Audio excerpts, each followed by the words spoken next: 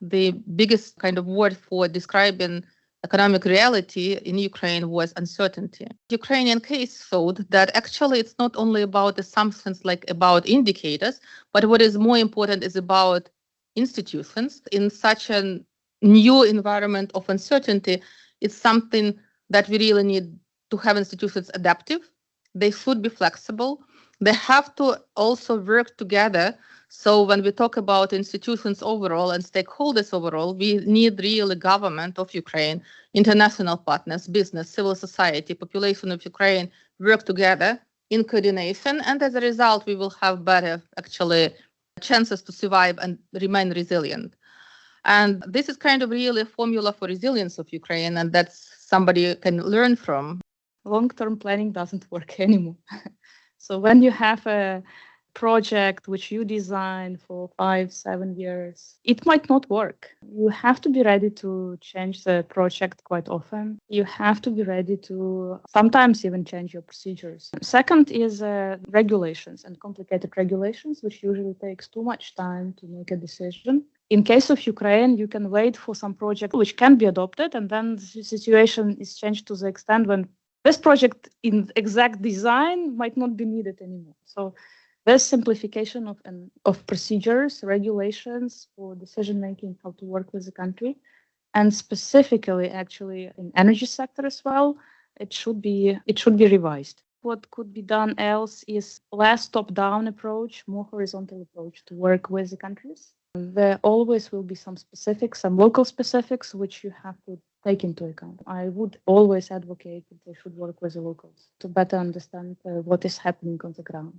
And that also brings us to the topic that civil society organizations should be better integrated into the consultations process with IFIs and the local projects implementation. International financial institutions, the way they operate as bureaucracies is driven by the prudence and the search for zero mistakes. Therefore, we may end up completely missing the target of zero mistakes because of the prudence of the approach by trying to fulfill all the requirements to eliminate all the risks. Then it sort of requires a change in the modality of governance of the international financial institution, because the zero risk does not exist when you are operating in a fragile and volatile environment.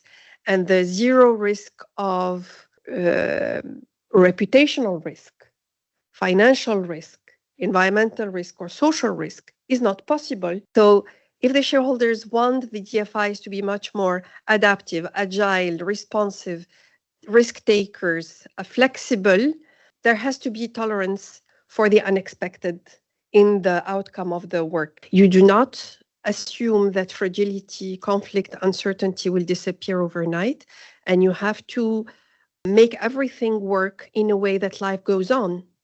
Life has to go on, and therefore you factor in modalities, institutions, financial structures that allow for repeated reconstruction, that allow for cost-effective reconstruction.